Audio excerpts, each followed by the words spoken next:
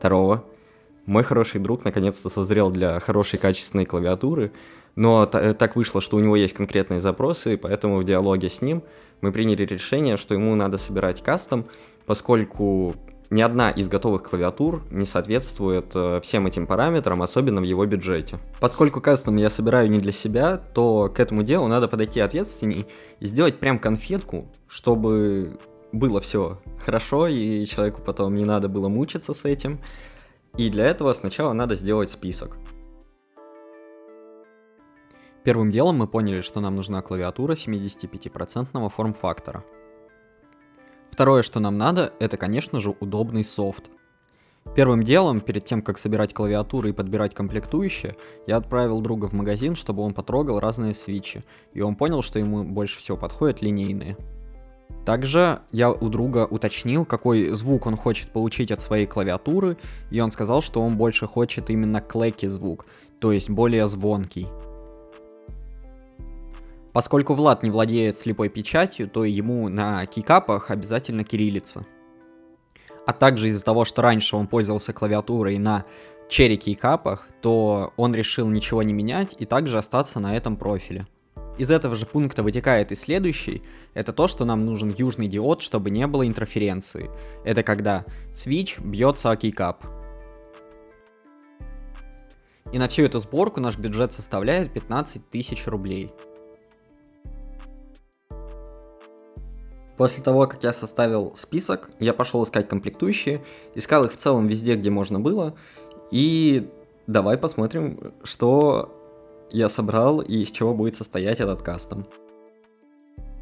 Первое, с чего я решил начать свои поиски, это со свитчей, и взял я свитчи от CIY Red Evo. Они хорошие, приятные, плавные, а главное бюджетные. Если вы соберетесь брать их себе, то в целом у них достаточно смазать только пружинки, так как в стоке смазки хоть и очень мало, действительно очень мало, это скорее как следы смазки, то все равно ее достаточно, и правда достаточно смазать просто пружинки, и будет уже хорошо. Но поскольку мы собираем кастом, то я все равно решил снять эту смазку и перемазать. Следующее, что я купил, это была база от Keychron, модель V1, и она просто шикарная на самом деле под наши параметры. У нее есть стальной плейт, у нее южный диод, а он нам необходим, поскольку важным параметром является то, что будут стоять именно черри кейкапы. Она на шумке, то есть у нее есть силиконовая, не ахти какая, но все же она есть. Лучше, например, чем в Akka 5075S. Она все-таки покрывает полностью дно, в меру толстая, что нам и надо. И также важным параметром является софт. Тут есть VIA, и это вообще шикарно. То есть мы можем переназначить что угодно на что угодно. Настроить подсветку как нам надо, и вообще все как надо. База охеренная. Когда я разбирал эту базу, меня очень удивил один момент.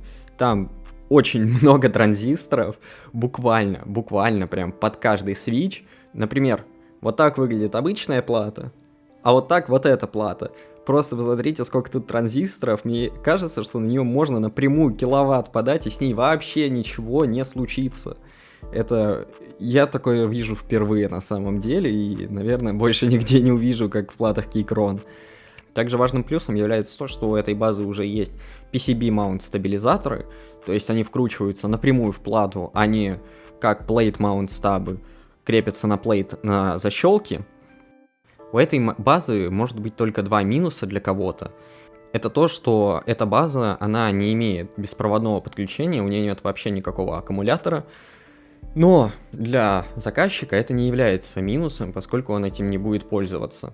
А вторым минусом является то, что строение у этой базы это tray mount, то есть сэндвич платы и плейта крепится напрямую к корпусу, что, конечно же, не очень хорошо, так как передаются все вибрации от нажатия в корпус.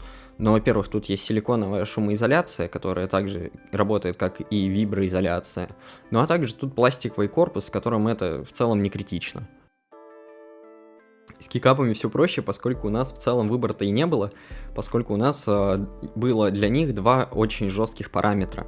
Это черри профиль и это кириллица. Таких немного. Я не знаю, я в целом нашел, наверное, комплекта 4 всего, и подходящих нам по дизайну были только одни, это копия на GMK, и в целом про эти кейкапы мне сложно что-то сказать такое, поскольку это просто добротные, хорошие ПБТ кейкапы, и все. В целом про них больше нечего сказать, просто хорошие, добротные. Ну что, тянуть кота за яйца не будем, давайте просто посмотрим, что я наделал из модификаций, и посмотрим, как это выглядит в итоге. Сначала разбираем свич, а затем мажем хаузинги и стемы. Затем трясем пружинки в пакете со смазкой. Потом, конечно же, смазываем стабилизаторы и прокладываем пластырь в дырки для скоб. Из модификации я больше ничего не делал, поэтому собираем и смотрим, что у нас получилось.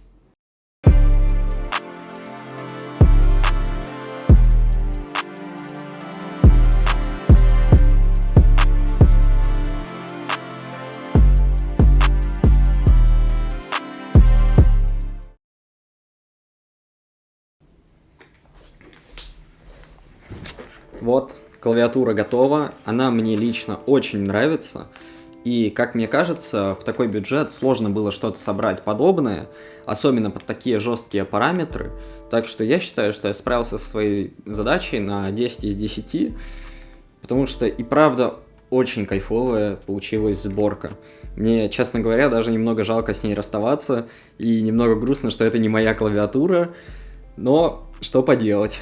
А теперь перед саунд-тестом я хотел бы попросить вас поставить этому видосу лайк, он мне очень сильно поможет, а также написать комментарий, чтобы я стал еще лучше. И, конечно же, подписаться на канал, чтобы не пропустить следующее видео. Всем спасибо, всем пока. Момент истины. Это то, что я хотел. Удивительно. Я не мог понять, что я хотел, но это то, что я хотел.